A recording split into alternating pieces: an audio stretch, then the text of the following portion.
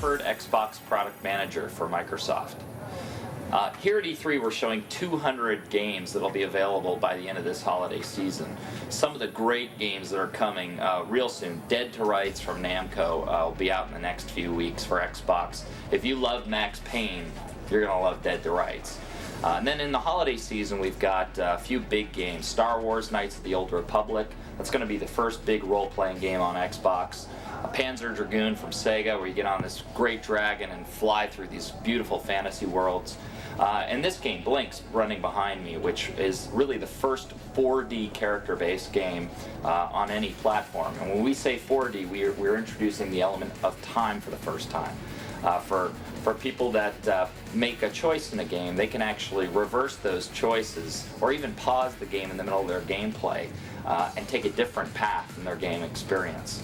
We'll also have games for our Xbox Live online game service.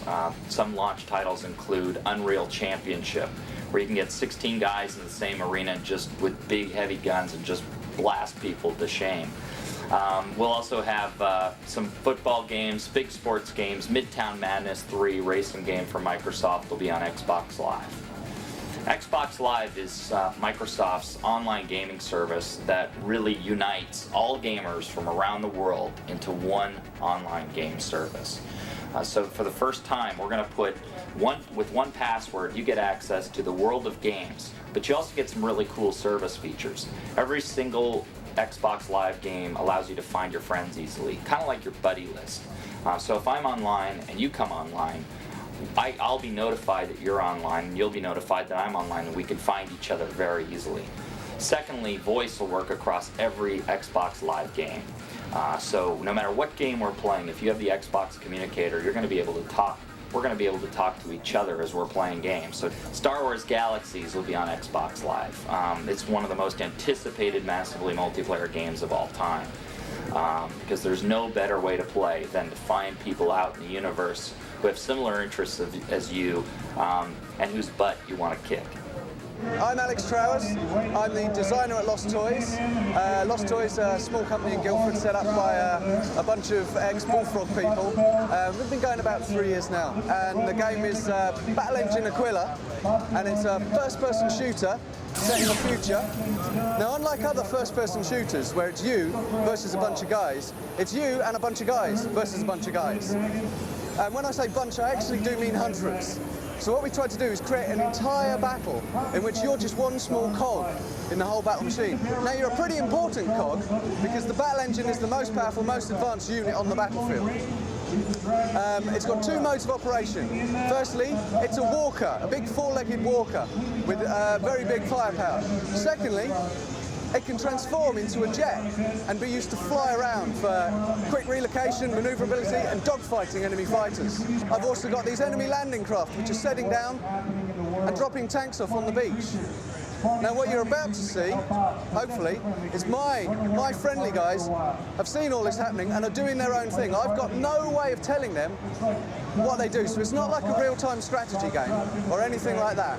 It's purely a war game, a first-person shooter that just so happens to take place while a big battle's going on. So we've got like enemy infantry guys. Let me just blow a couple of these puppies up. Woo! That's great. That's always good for a laugh. That it's a great big power kick because they can do nothing to you. You're this huge armoured walker, and they've just got handguns. So over here, whoa, you should see a series of my tanks as they make their way to the front line and engage the enemy tanks, or indeed just get blown up by them. So it's all about just being stuck totally in the middle. Keep your friends close. Keep your enemies closer.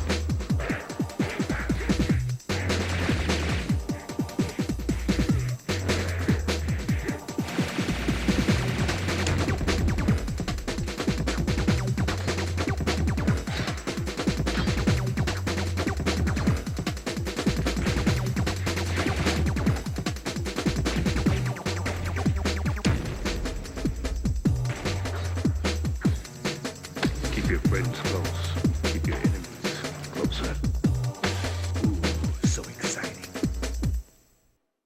So this is Blinks. This game is being developed by a Japanese company called Artoon. They actually created the Sonic the Hedgehog character for Sega way back when. And Microsoft, our Japanese game studios, will be the publisher of this title.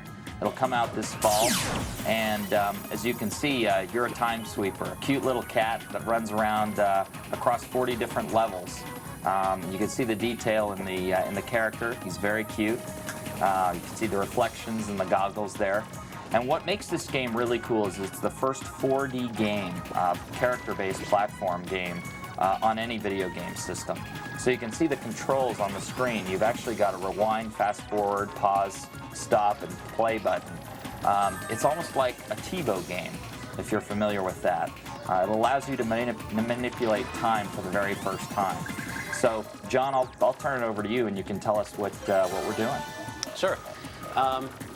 Actually, I just picked up 4 of those blue crystals. So what happens is, each of these crystals, they sort of look like Lucky Charms scattered out around the level. And you sort of want to strategically pick them up, because what happens is, let me show you when I grab one of them here. This is sort of like a poker hand, and anytime you get 3 or 4 of a kind, you get one of these time controls. So if you match 3 of the same color, you get 1, and if you match all 4, you get 2. So there's a bit of a strategy. Instead of, most games you run around just picking up coins wherever they are. This you kind of have to think. You're like, what time control do I need, and what can I leave here, and what don't I need and stuff. So actually I'm going to do that. Let me grab a purple. And as you said, he's a janitor. Oh, I've got a bomb here. He's a janitor at the time factory, and so he's got this sweeper that he uses to pick up garbage.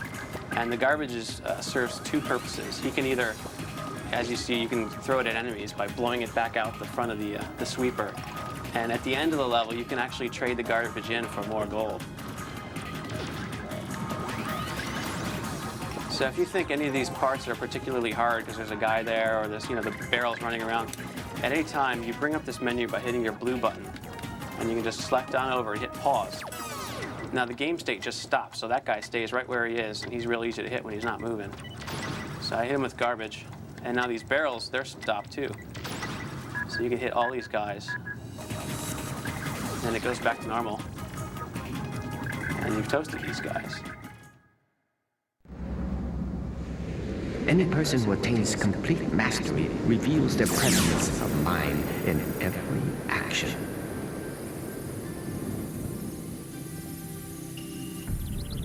You are the champion of this monastery and of those who cannot fight. Our future lies in your hands.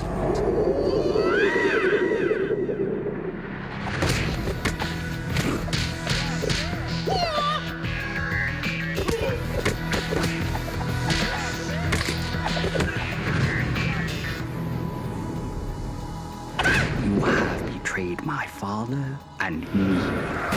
You must recover the relic before it falls into their hands. They've stolen the relic and abducted your father. Father! All is fair in love and war.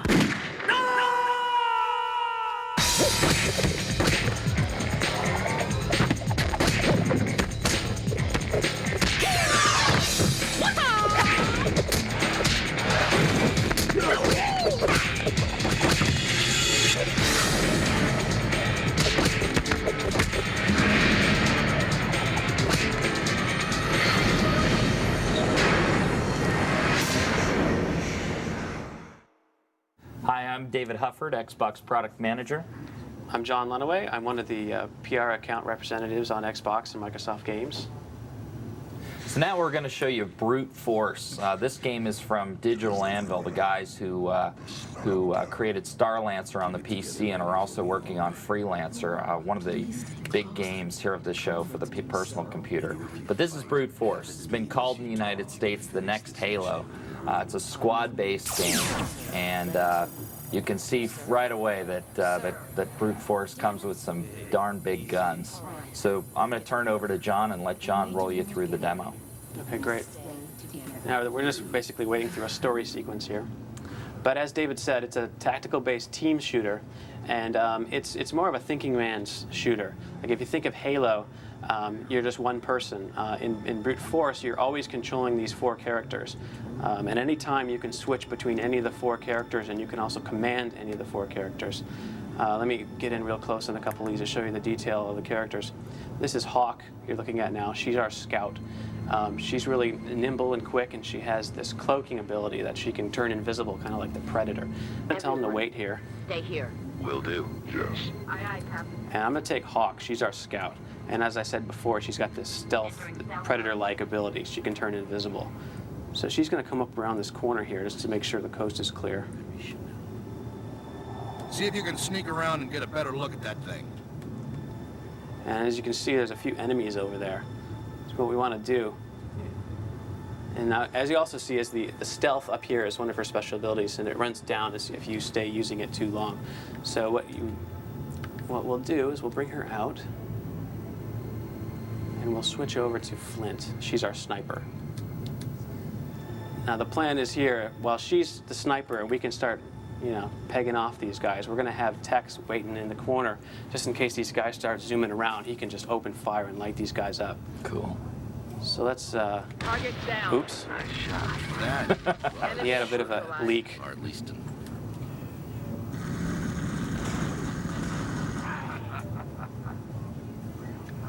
He has a little sense of humor there. So this guy summoned a bunch of lava monsters that aren't real nice. So let me grab Tex and Brutus and have them come over and help me out. Will do. Meanwhile, I can take Hawk behind this guy who's steering all these. Let's see, where'd he go? Oh, Tex took care of him for me. But basically, she's got this power blade weapon that while you're cloaked, you can sneak behind him and just slice him in the back and drop him.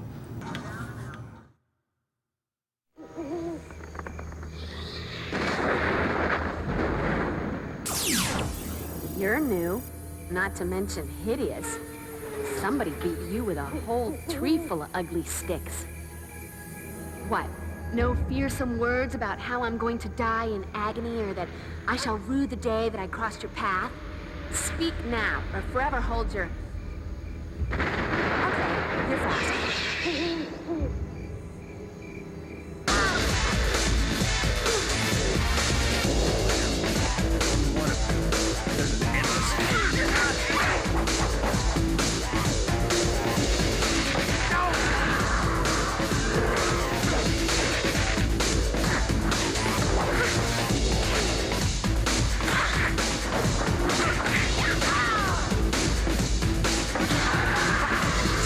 I'm ecstatic to see you. You shouldn't have come back, because I've been saving up a big honkin' serving of whoop-ass just for you. Glad you're here. It was getting a bit... Gonna make you bleed, Slayer. Oh, go kiss daylight.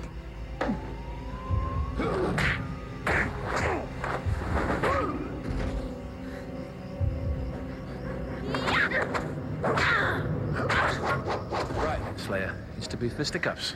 Try not to get your blood on the jacket.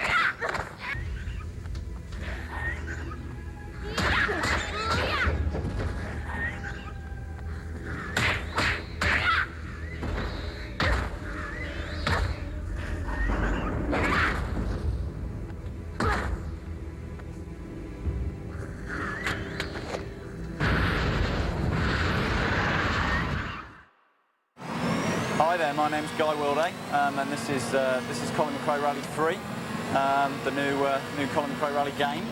I'm the producer of the game. I've actually produced the whole series over the past 5.5 years. So this is where we are now. This is our E3 demo, running at E3 in LA, and this is Australia. Whoa! Show off our nice damage effects in the game by running the car off the road. You can see, I mean, the detail in the whole of the stage. I mean, we've tried to realistically model the countries as much as we can. We've flown people out to each of the countries that we want to include in the game, and there are 8 countries to just make them look as realistic as possible. And we've accurately modelled the cars. We've got 14,000 poly cars in this game, so we're trying really hard to model them as accurately as possible and model as many elements as we possibly can. Yeah, this is the UK. These are stages based around Wales in England. Basically, I've been on rally stages before, and these are like, they look exactly like this. It's about as realistic as they get for me. We've got the same water effects. We've got 16 cars in the game, so this is another one of the rally cars that we're using. This is a Subaru, so you know, we've got a whole selection. This is the service area. This is where the car's going to get set up and configured during the game. So you can see we've got all the Ford mechanics working on the car. If you basically go to car configuration, it does a pan into this sort of X-ray mode, and this is where you can actually see all the car components that you're about to change. So you know, you can change your suspension settings, you can configure your brakes, you know, you can change your tyres, and obviously when all of that's done, you can just skip straight back into the car setup and drive the car out and carry on to the race. Okay, a couple of things about this stage. You can see we've got snow effects on the windscreen, so you can see, similar to our rain effects, we've got snow sort of settling and being wiped away. Difference about this game is that we've got Nicky Grist doing the co-driver messages. He's pacing the stages individually, and basically he's going through every stage and writing the pace notes himself. So they're absolutely specific to every stage. So you know, it's the nearest thing to being, you know, Colin in the car with Nicky doing all the pace notes and everything.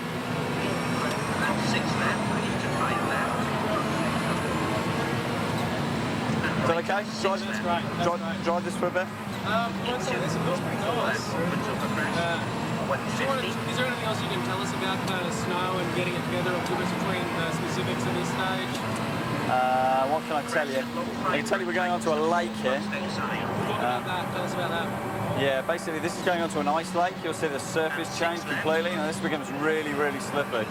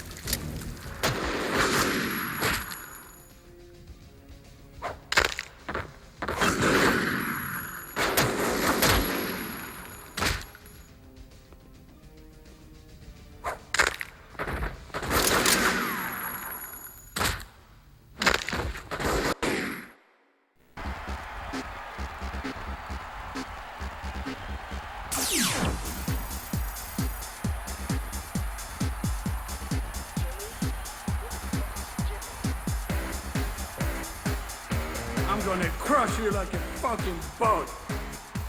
You will lose, mark my words.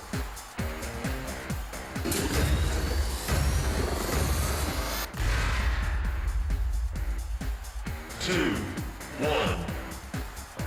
Round one. Fight. Come on! Come on! Move! Take that! Go, go, go! Dude! The dance! Fix that!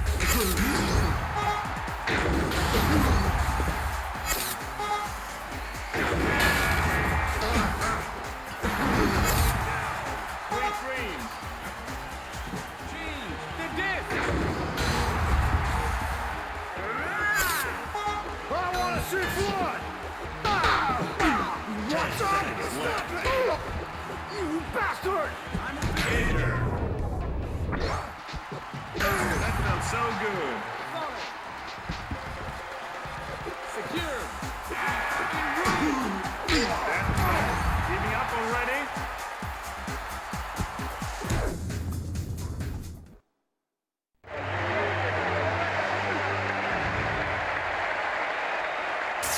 The ball.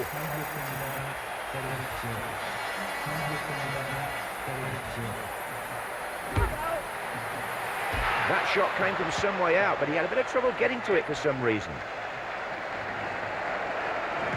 Oh, that's the United States, you know, have twice lost internationals 10-0. Once to England in '64, and then again to Italy in 1975. Yes, that's true. He won't win the ball from there. Against the post. Blocked the shot. Loses the ball.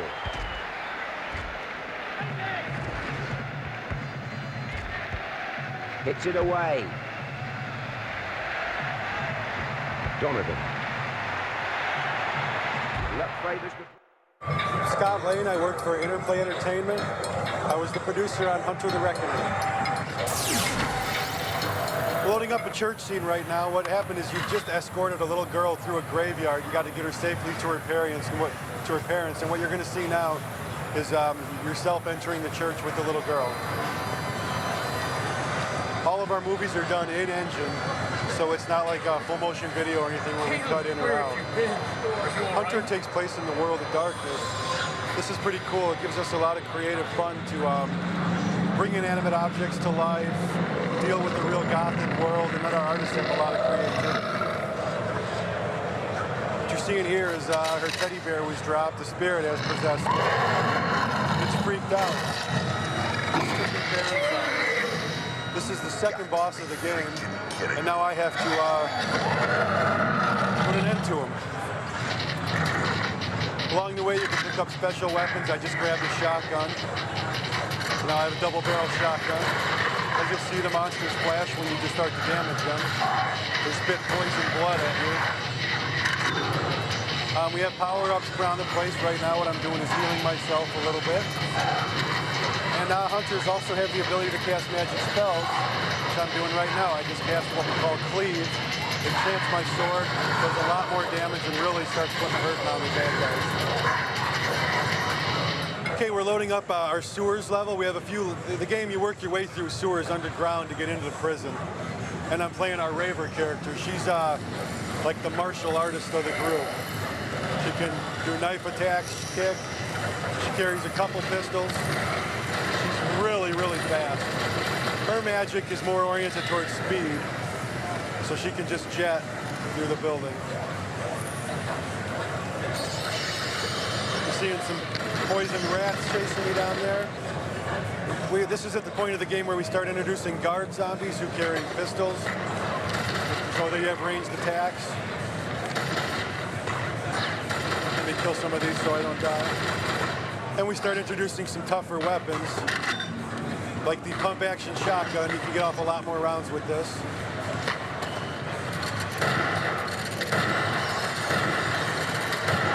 Real good for eradicating the evil enemy. You'll see visually it's pretty cool. We actually have the water coming out of the pipes, a really cool fog effect. And it's just a really big level. The game also lets you zoom in. so you can play it from far back or go all the way in. You can really check out the visuals.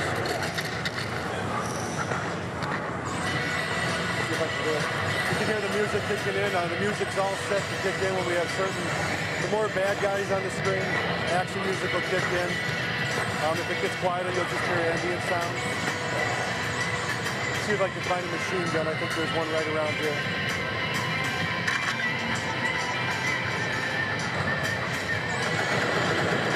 Again, this is great for taking out lots of enemies. You're seeing the little orbs they drop. Those will replenish your health or your conviction.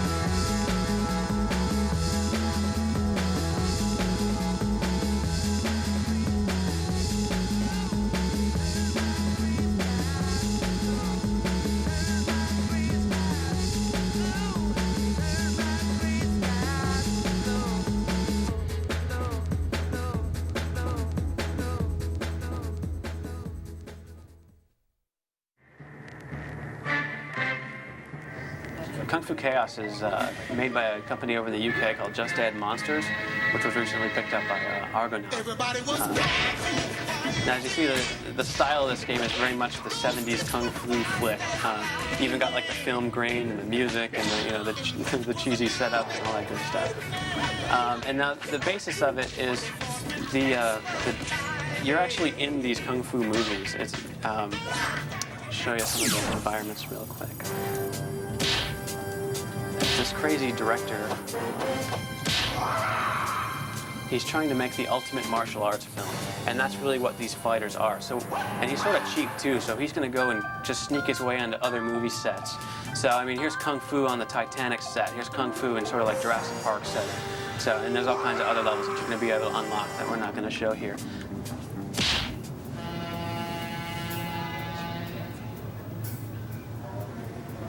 Lights! Camera! Action! So, and as we go here, we'll start out with these 4 other players, and what happens is the scenery will start to change behind you. This is fairly obvious, and the Titanic's eventually going to hit some ice. And the boat's going to start to break. You're going to start to see all that in just a moment.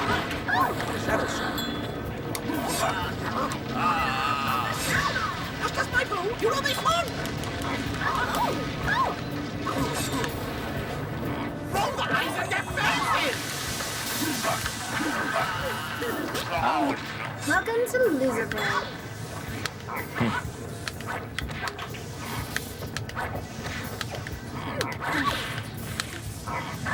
Take a dump this guy over here.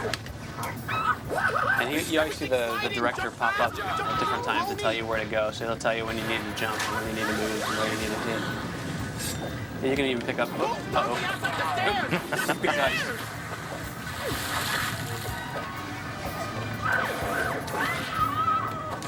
So obviously this is going to be a lot of fun for 4 players. You get just everybody crazy, knocking each other out.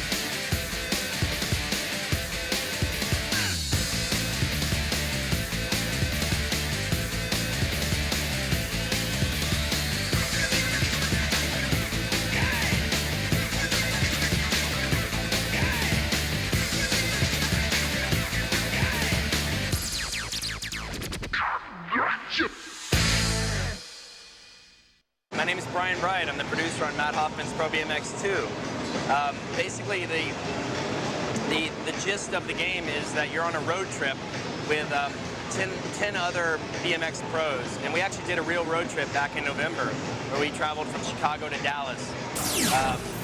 And a lot of that footage is integrated into the gameplay. I'll show you here, like, we have the virtual garage where you can select your guys. We've got some new additions. We've got Nate Wessel, Seth Kimbrough, Ruben Alcantara. A lot of the same guys from last game, but there are 3 new guys. I'll pick Joe Kowalski. Like gameplay-wise, we have new stalls. We have 8 completely new stalls. We basically started over on the engine, so I'll kind of show you the stalls now. We got some crazy ones. We got like tail whip Canadian ice pick, bar spin ice picks, split decades. But another thing we've added is a trick tweaking system. It's basically by using R2 on the PS2 controller, I can throw a trick, but I can, any kind of trick, like if it's a grind, I can pull my hands, my legs, my feet off in the middle of the grind, and any trick, I can modify it. I can pull my legs off, my hands off, pull one leg, one hand off. It's cool, it adds to your multiplier. It's a cool way of coming up with new tricks as well. We've added the wall ride, foot plants, but I think the biggest thing that everyone's excited about is the flatland stuff we've added, and I'll show you that right now.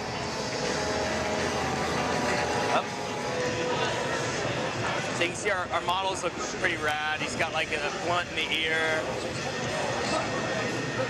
duct tape on his pants. We also put spines in.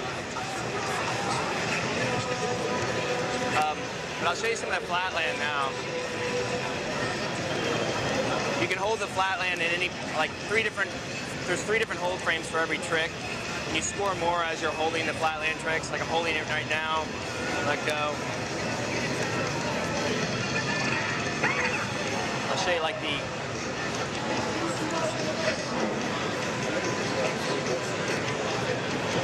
here's the bus. In Chicago, like on a lot of levels, we've integrated the bus into the levels. So this is actually the bus we went on tour with. It looks just like that. So there's tons of video of like us on the bus looking like that. So we're just trying to bring the whole experience home to the kids.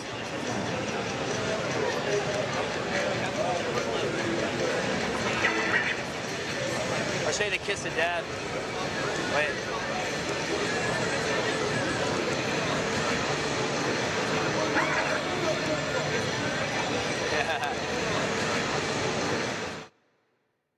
Square off, Mech Warrior. It's time to head out and kick some ass. Enemy forces are holding a small... So this is MechAssault. MechAssault will also be out in the fall, and it's going to be an awesome game for you to play with your buddies on the couch, but it'll also be an Xbox Live exclusive game.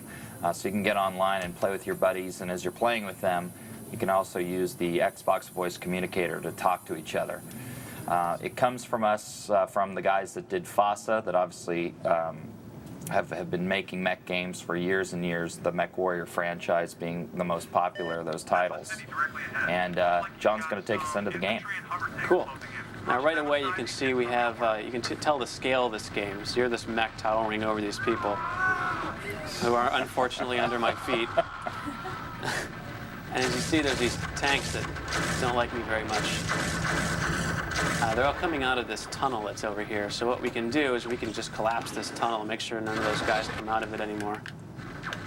And that's one really cool thing about MechAssault is that the environment, all the buildings and structures are completely destructible. And that's not just for glamour either. Some of them, they have purposes. Let me have to get this tank out. Let me show you a couple of them. Now, if you notice, had I not blown up this tank's source here, another way to deal with the problem could have been is you could have taken out these bridges with one of your rockets. And then that would have stopped the tanks from crossing over to the city, which is where you really need to be. So I'm going to jump on over here. Heads up, Nick. Battle mech inbound. Watch your radar. And now these buildings are completely procedural damage, so wherever you shoot, that's what blows up. And we've got another one of our best friends over here that wants us dead.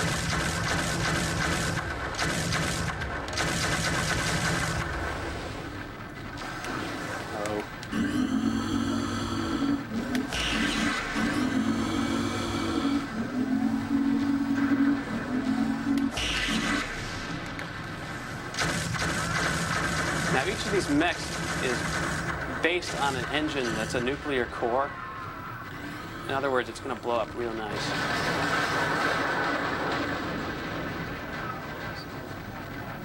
I'm going to show you another one of my favorite tricks here. Here's a Warhammer missile.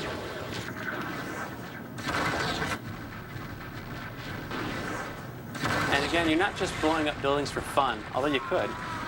They also have a tactical purpose. If there's another mech shooting at you, or there's tanks nearby, you can actually bury them in the rubble that comes down from the building. You can burrow holes through them and snipe through them. There's all sorts of fun uses for rubble. And now players that have been used to Halo will jump right in with this game. Unlike the franchises that are already on the PC, which is MechWarrior, which is sort of more of a first person. There's a lot of buttons and things to worry about. It's almost like driving a tank. With MechAssault, I died. With MechAssault, we're looking more for pure action. So you're running around and it controls basically just like Halo.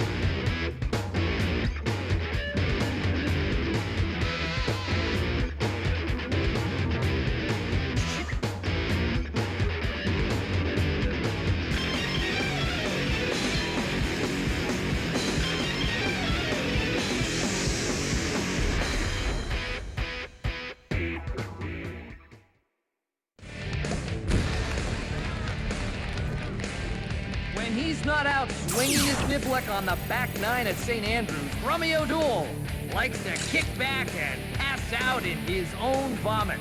Babe! Now that's a good golf shot!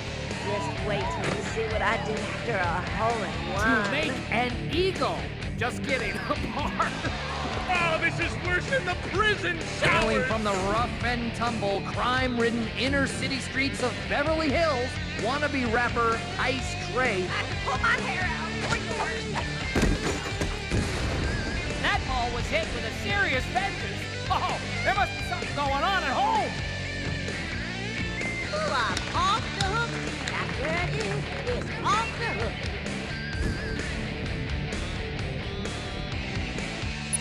Harley can frequently be seen on TV, usually being handcuffed and hauled away by local police for disorderly conduct. I don't feel bad. Let's take a bath. A shower?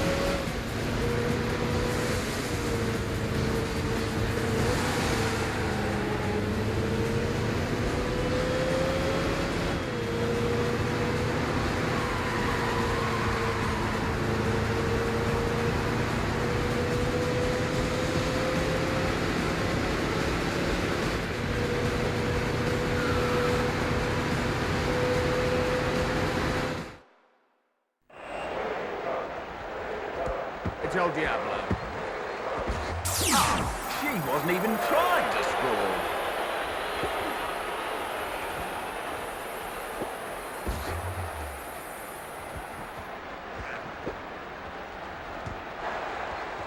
Now it's Madeira.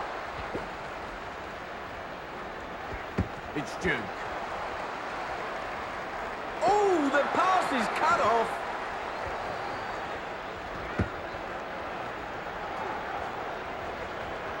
Now here's Nova. Madeira intercepts the pass. Rico is turbo-charged.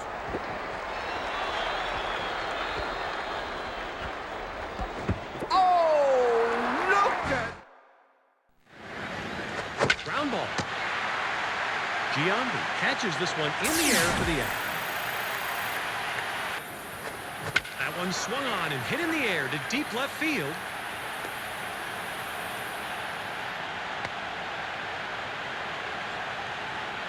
And he'll stop at second with a double.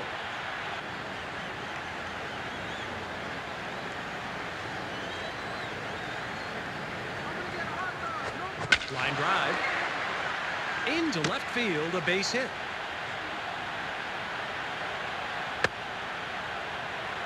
The runner's on the move for second. The 2-2 pitch. Roger Clemens with a deceiving pitch fools the batter and strikes him out swinging. Swinging a grounder to first. Into right field, base hit.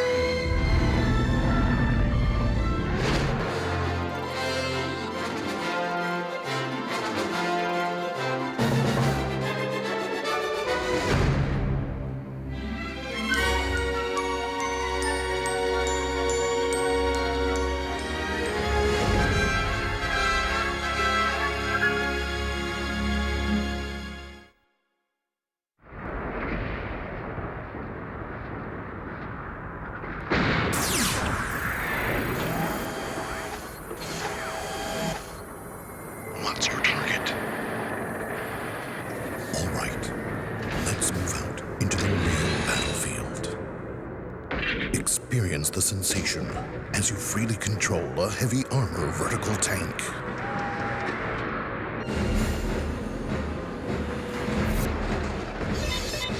Accept the mission and set out to conquer. This is your cockpit. These controls are your hands and feet.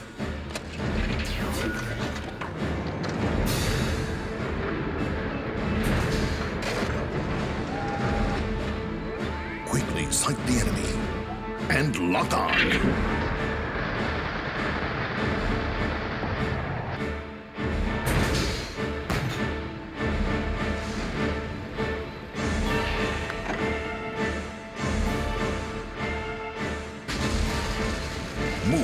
vertical tank into battle and scrap your target.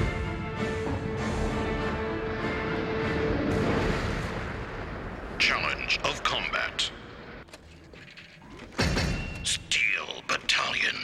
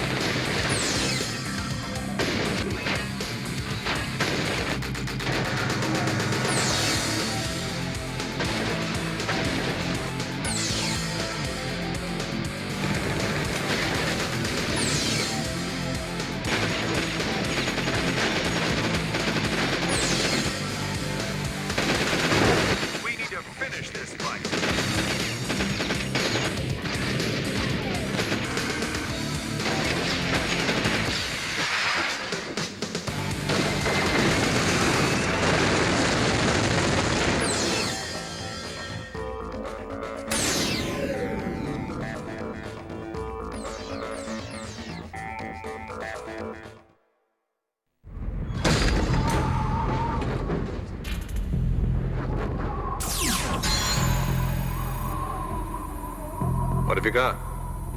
One body. No survivors.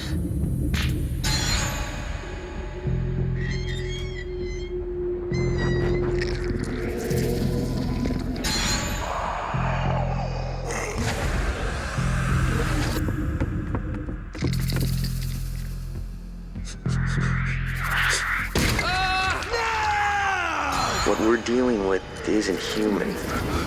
Please, God. But it's taken human form. Stay the hell away from me, I'm warning you. Come on, Pierce. This is crazy. Bullshit. You're infected just like the rest. My men are dying out there. I've seen firsthand what this infection is capable of. Oh, you have no idea what it can do. Like my dad always said, if you want a job done right, you gotta do it yourself.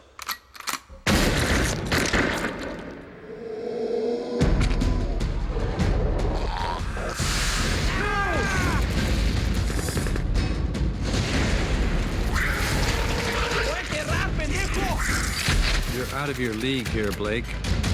Yeah, take it, bitch! Oh!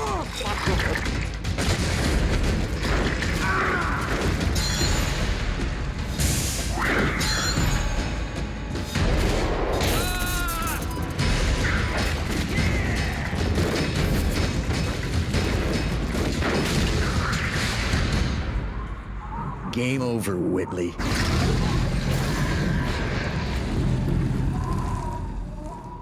This game is just beginning.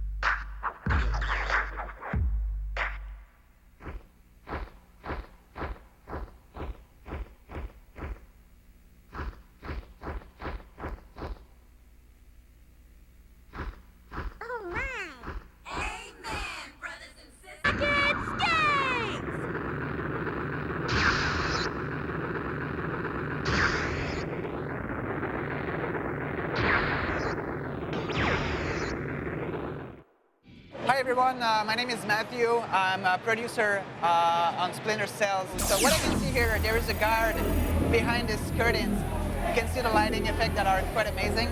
I'm just going to select my thermal vision goggles, and I can notice that there's a second guy right there. There is also a little heat signature that tells me that there's a bomb hidden in this jar, and I'm just going to load the thing up to neutralize those guards. Okay, now, you can see that we implemented physics on soft body, so these curtains are pretty interactive.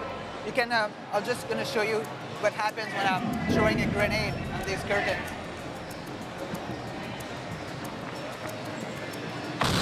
There you go. So it is fully interactive, and it's pretty cool. I'm going to use what we call a sticky camera that will be launched. I'm going to launch it with my F2000 launcher. So it's going to this wall, and now I can control and scan the whole area to see what's going on. I can see there's a guy there, there's another one on the left, and I'm currently right here controlling this little camera. What I got here, at the end of this room, there are two guards. There is also an aquarium right there with fishes. What I'm gonna do, I'm gonna make a little hole.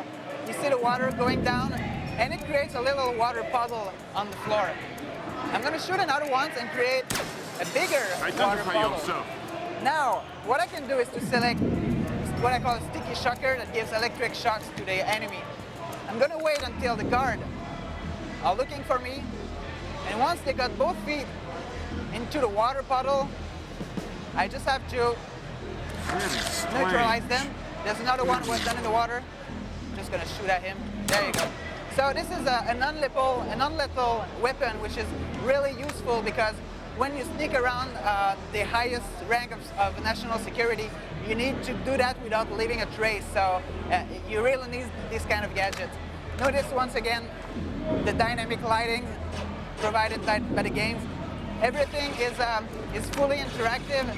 You can shoot those lights. You can shoot any other kind of object. You can use objects and throw them away to create a distraction and sneak around guards while they're looking elsewhere. On the dark area, you're fully invisible. You're fully hidden, and if it is on the right, you're fully visible. I'm gonna knock this guy down, and I'm gonna carry this body and to make sure I'm not leaving a trace. Once again, notice the physics on these curtains. I'm gonna hide the guy, and now I can continue my mission. Ventilation, and I'm gonna use my night vision to find my way into it. I gotta act very carefully, very slowly because it makes noise. There's a guard behind there. I've gotta wait till it's gone. There you go. I'm gonna go slowly. And I need to reach the other room where the programmer Philip Mass I'm looking for is. Notice the shadow, the lighting effects. Okay, here's the room. I'm gonna sneak in. The programmer is just down there somewhere. So, yeah, there it is. I'm gonna sneak in slowly without making noise. If I run, he will detect me, and the action will be over. Oh, it won't be over, but it will be much harder for me to reach my objective. So, I need to force him, so I'm gonna slowly, very slowly get there, and I'm gonna interact with him. There you go. So there's a little cinematics going on explaining all the action, all the plot. I can fully control the camera while I'm doing that. Shut up. And now it is shut off security. it's shutting off the security. But I will have more company. There are other guards that will destroy. There we go. Big explosion. Other guard will destroy the computer. So I need to get out of there. There you go. And I need to fight this guy. I'm gonna use my thermal vision to make it easier to locate these guys. There's one guy over here, knocking down. And there's another one right there. So I'm gonna go right there and find my way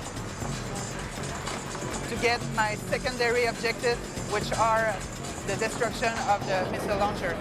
So here's the door. I need to check what's behind this door, and I'm gonna use my fiber optic camera, snake camera, to check what's there. And it tells me that there's a guard coming, and that's about it. I'm Stacy Drelishak. I'm the producer at Activision on Tony Hawk's Pro Skater 4. We're working hard with NeverSoft to make sure this is the coolest and biggest Tony Hawk's Pro Skater game yet so far. So the biggest new addition for Tony Hawk's Pro Skater 4 is a totally revamped career mode where you choose a skater and skate around the levels as an amateur and work your way up to pro status.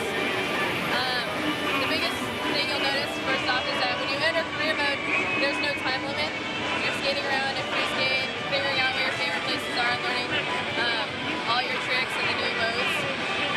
And once you decide you're ready to start figuring out the goals and working your way through career mode, you skate up to one of the guys who has an arrow over their head.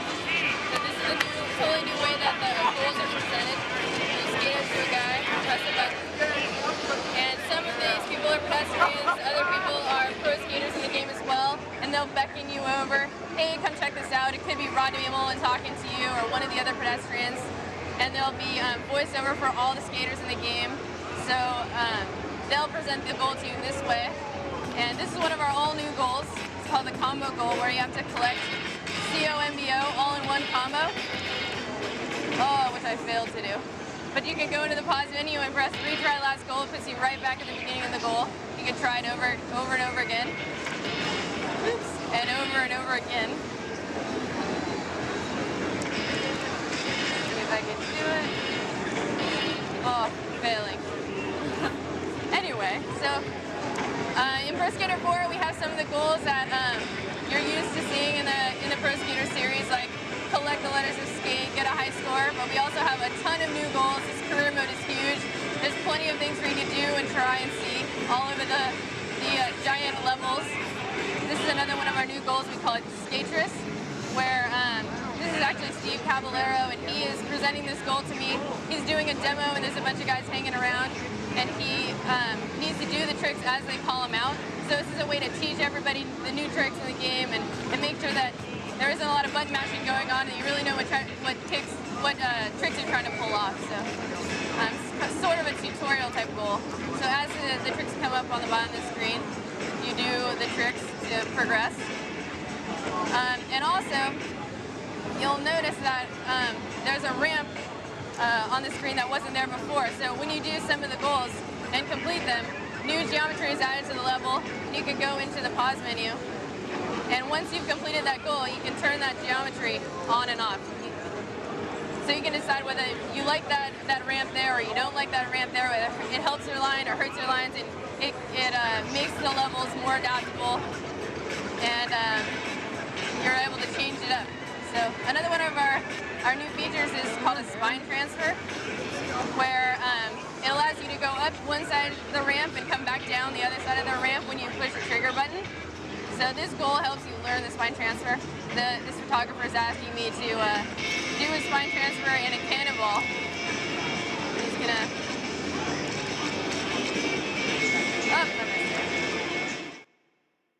Well, my name's David Dinster. I'm the creative director for Acclaim Studios Austin. I have been with the company for 8 years and have designed each and every Turok game, or been creative director over the entire series. So I've been making Turok for 8 years now, and I'm here to show you Turok Evolution. So here we go. You can see that I'm using our new rocket launcher. I can do all sorts of nasty things with my rocket launcher. We got an all-new sniper pistol.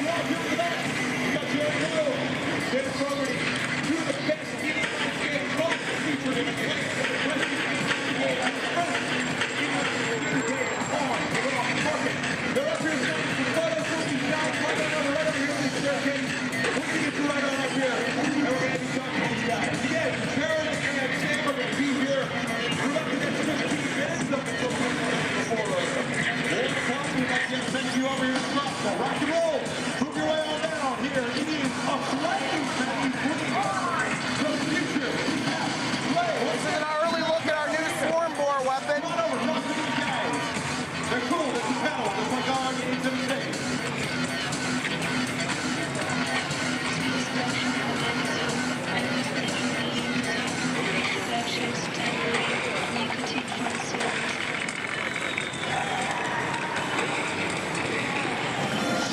So here we have Tall Sag walking into the jungle for the first time. Hey, how you doing?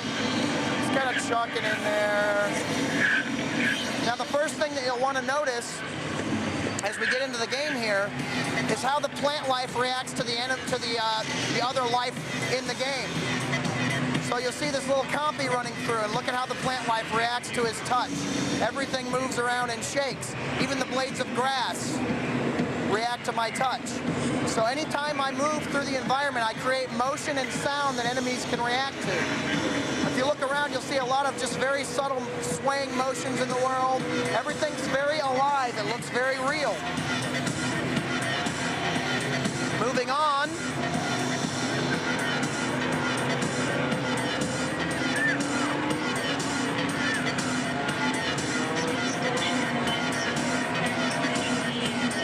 Here you see some of the more kind of passive animals in the game. These are harmless herbivore dinosaurs, not really interested in attacking me, really doing their own thing, but you can see just how lifelike and beautiful these animals are. You can see the skin and the weight of their bellies, you know, as they move underneath the, you know, away from the player here. See, they don't want anything to do with me.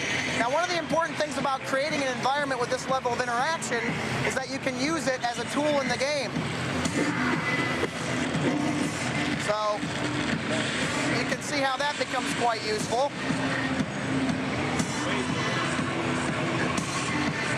Now in the game we also have, aside from dinosaurs, a lot of indigenous life. So here you see a bunch of little baboons. How you doing, little guy? Now if I start being mean to the baboons, pretty soon they're going to decide they don't like that. They're going to start attacking me. So here you can see he's all mad at me now. So he'll start attacking me.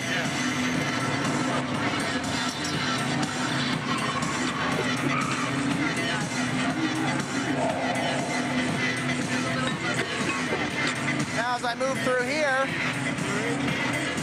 you can see we have a mother dinosaur protecting her baby dinosaur over here. So again, part of the AI in the game is that a dinosaur that would normally not be interested in hurting you, if they're protecting their young, will attack you on sight. And of course I can do this. There they go. But if you look across the way here, you'll see lots of other types of dinosaurs hanging out by the water's edge, doing what they do. If you look in the sky, you'll see parrots in the air, pteranodons in the air flying around. So here we are, a little bit darker area in the game. Now what do I see if I look around here? I see fireflies. I see pteranodons flying in the air. All of these can be shot. I also see other indigenous life in the game, like our chimpanzees, isn't he cute?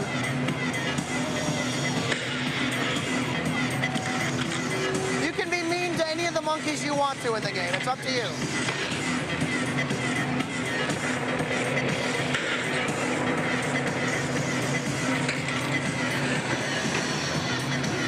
Lots of traps in the jungle. You got to look out for those. Anybody who played the original Turok knows there's a lot of traps in the game.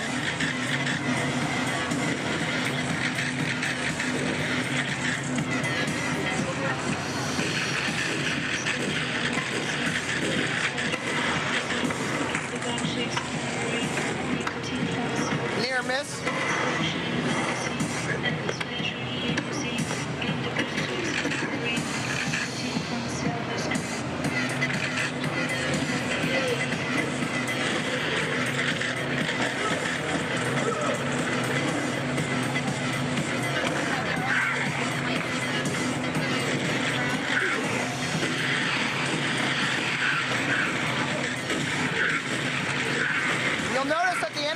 Trigger the traps in the environment as well.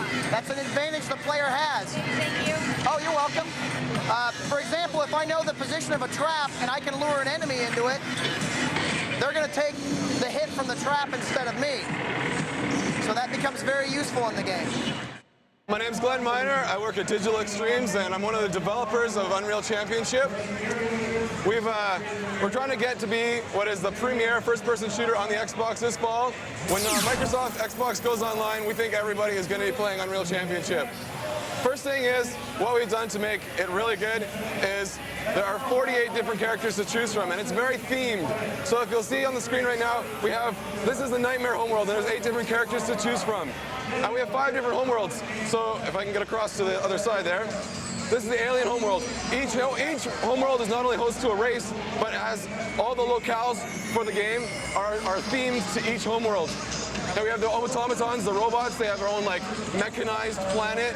The Egyptians, a very nice themed homeworld. There's a lot of really nice art on that homeworld there. And the Juggernauts, they're in an ice homeworld. And then the mercenaries. All right, so let's get right on here. All right, the great thing also is that we got 12 guns. There's a richer array of weapons to humiliate and destroy your foes. A lot of your old school favorites from Unreal Tournament you'll see in this game. This is the Goop gun. It's kind of a silly gun, but it's pretty fun. You can see I just got a double kill. I wrecked 2 people at once. This is the pulse gun. The coolest thing about the pulse gun is its alternate fire is this green shaft. Now, Unreal Championship is a very team-oriented game, so some of the weapons you don't always shoot your enemies with. When you have the pulse gun, let me go back to it for a sec. Oh, I got wrecked. The pulse gun, the great thing about it is that you shoot your teammates with it. And while you're touching your teammates with the beam, it actually powers them up. And it's cumulative. So you can actually get 3 or 4 of your teammates together, all powering up one guy, and you can just wreak destruction upon your opponents. Great fun, great fun. There's actually some cool super weapons. I'll see if I can show them to you in another map.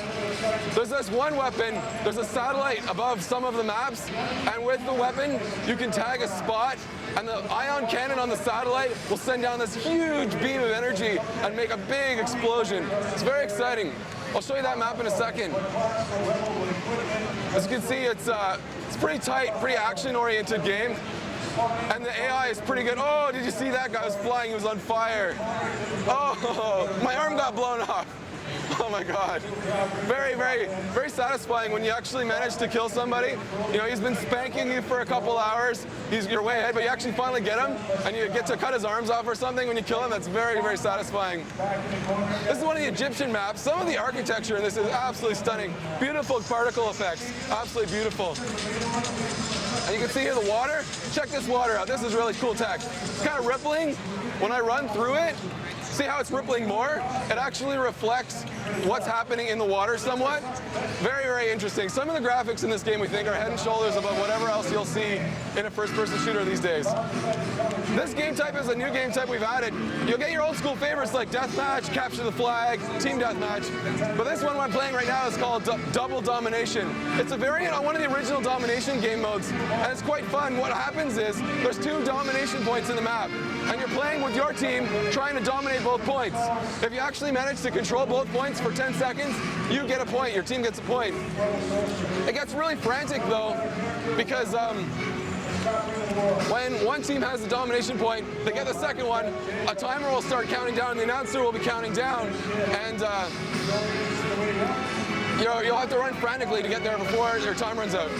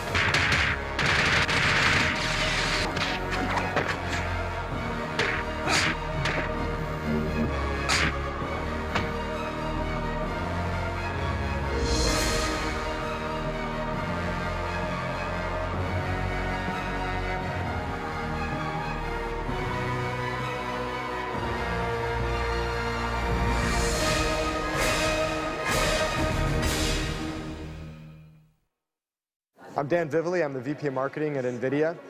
So I'm responsible for all of the branding and developer relations and product management here. And we did the graphics processor and the audio processor for Xbox. There's two different chips in the box. And the real contribution that we made is with the pixel and vertex shaders that we put in those chips, that allows the games that you see on Xbox to be dramatically different than anything you've ever seen on a console before. So hair looks more like hair, cloth looks like cloth, water looks like water, and that really can change the experience and draw you more in to a much more exciting game. The second big contribution we made to Xbox is the audio. The audio processor in Xbox is the most powerful audio processor you'll find in any game console on the planet. And what's really special about it is not just the fidelity of the audio, but the fact that it does real-time Dolby Digital encoding. What that means is, as you're running through a scene or as you're moving around in a game, the chip in real time calculates the sound that gets sent to each of the 5 speakers in a Dolby Digital setup. And that's unique. No other console has that capability. So you can get not just an immersive video experience or visual experience, but a completely immersive audio experience to go with it. The greatest thing about the console industry is thinking ahead. The beauty is consoles are pretty stable. It'll be another 3 or 4 years before the next generation of consoles comes. And the great thing is, in our world, 3 or 4 years is an eternity. We double the capability of our chips every 6 months. So if you think about what'll be out in the next generation of consoles, it's impossible to imagine the difference in fidelity. You know, if you think things look real and cool today on Xbox, I mean, I guarantee you can't even imagine what difference there's going to be in the next generation of consoles. And we hope to be in several of them.